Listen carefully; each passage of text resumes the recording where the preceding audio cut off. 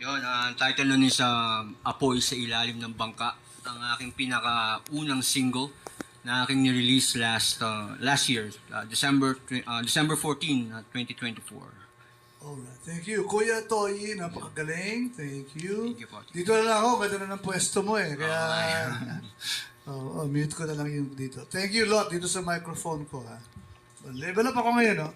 Saying hi to all our viewers out there, saka especially sa mga bandang taga Quezon, na sila Ma'am Migs, si Cycle, si DJ Cycle, no? Sila, mga friends natin dyan sa iba't ibang lugar, sa mga comment. By the way, Kuya Toy, Yeah. is that your real name, Kuya Toy?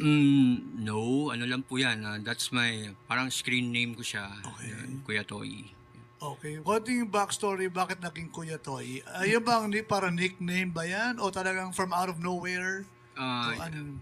Oo, parang gano'n. Kasi from out of nowhere. Kasi nag-start kasi ako after nung medyo okay na yung pandemic natin. I see. So basically, I started as a vlogger. So yun yung talagang target ko nun. Kasi I have a band, Okay. a new metal band before. So ang nangyari, from out of nowhere, naisip ko, yung Kuya Toy. Kasi parang ang kulit kasing pakinggan eh. Then, naisip ko that time kasi na parang puros mga, di ba, yung mga binavlog kasi po ng mga, that time is puro mga motovlogs, gano'n, pagkain. So ako, since na okay naman, nagkakaroon na tayo ng mga gigs nun, I tried na, sinubukan ko one time na kunan yung isang banda sa isang bar.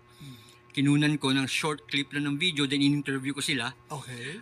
Tapos parang pinapromote ko sa kanila kung ano yung meron sa kanilang mga social media accounts nila. Then in-upload ko doon sa main account ko, Aha. sa personal account ko. And maganda yung naging outcome. Yun. Yun, That so- started your vlogging career. Yan, yun po. Then yun nga po, started na, nagsimula na ulit ako, nag-vlog na ako. Aha. And unfortunately kasi nangyari, na-disband yung banda ko. Aha. Na-disband kami. So, parang ako yung naiwan na freeze. Kasi yung mga members namin, nagkaroon sila ng banda, kanya-kanya ako. Ikaw na iwan sa ere, ha? Actually, parang, hindi naman po. Parang ano lang, parang wala lang, nandun lang ako. So, one time, nandun ako sa apartment ko, nakita ko yung electric guitar ko eh. Tapos meron ako notebook, ballpen. Then, ang gamit kong amp is, yung, alam mo yung Bluetooth pa nga yung speaker. Then, I tried to write song. Yung, First attempt mo?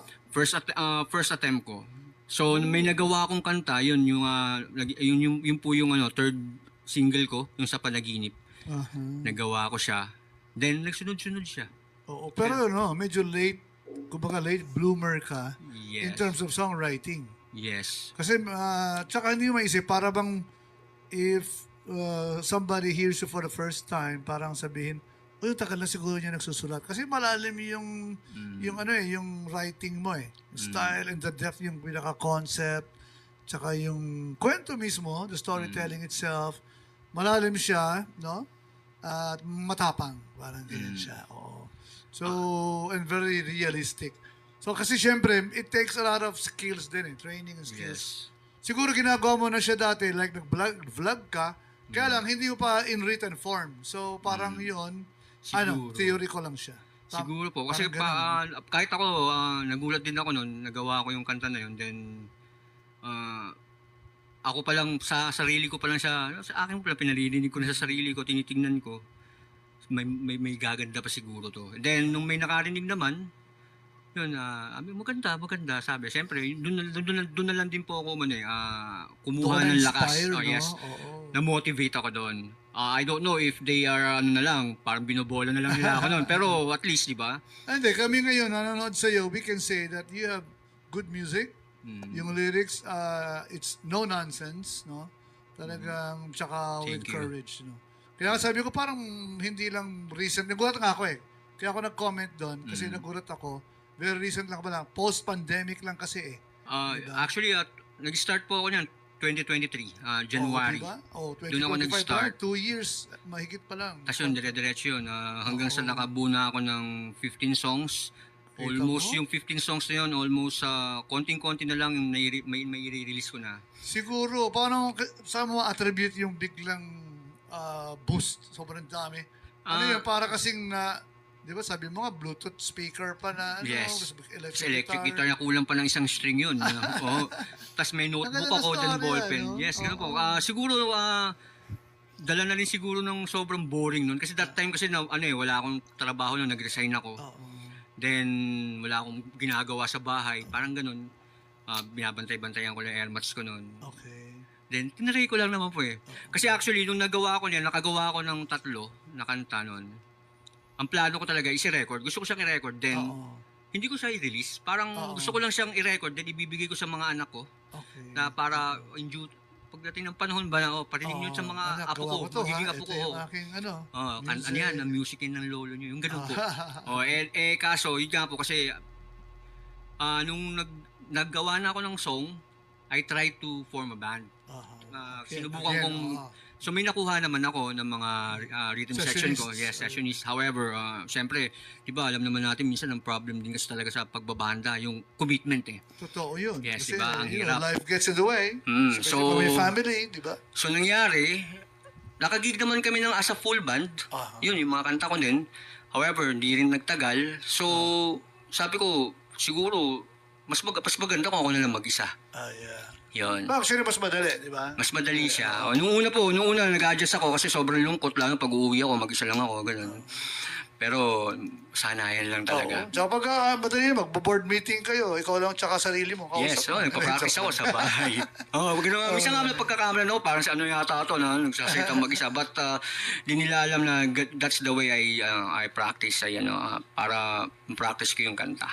Tama rin yun. Okay. Yun po. So, hindi pa na-release, pero coming up na, di ba? This next week yata?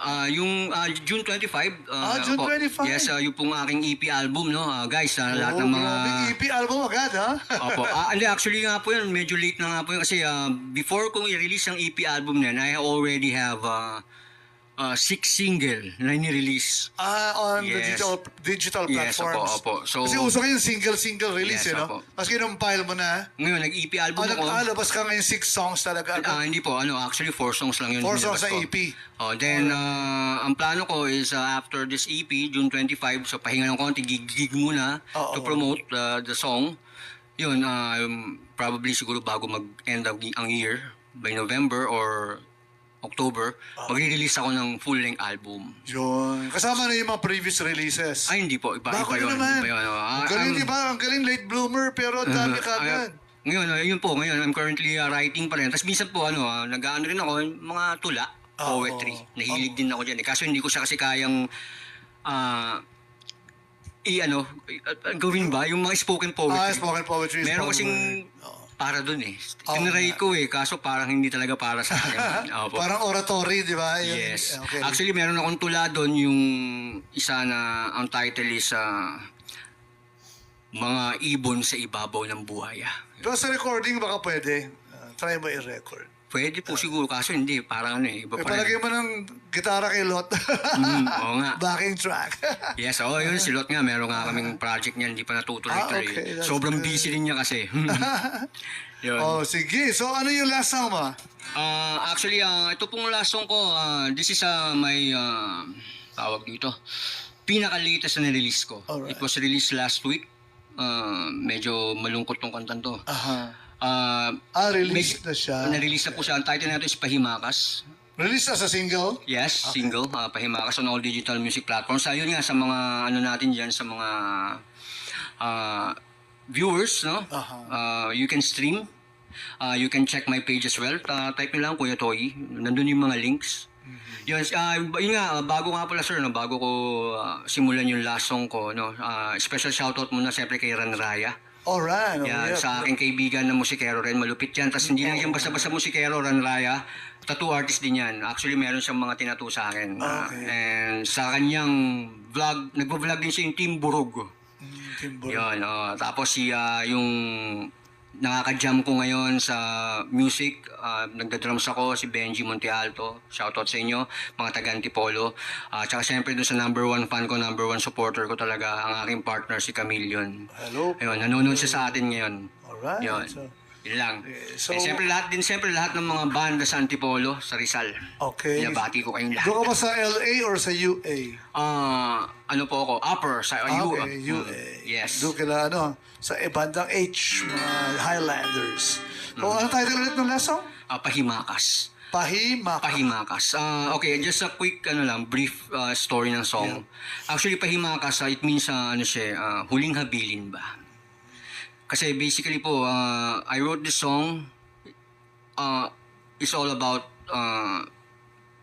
love na failed but not in a traditional way na naghiwalay kayo kasi may problema kayo sa isa't isa. Nagkahiwalay kayo due to passing or death by your partner kung sino, ganun. Yun po yung ibig sabihin ng kanta. So, that's why, nung sinulat ko to, talagang emosyonal. Kasi, dinededicate ko to dun sa mga taong nakaranas ng ganun eh. Na ang hirap nun, ang sakit nun. Yung mawawala bigla yung pinakamahal mo. Kaya pahimakas. Alright, Pahimakas. So, let's all give it up once again for Kuya Toyi. Okay, teka lang, nawala siya. What happened? Nag-blank. Oh.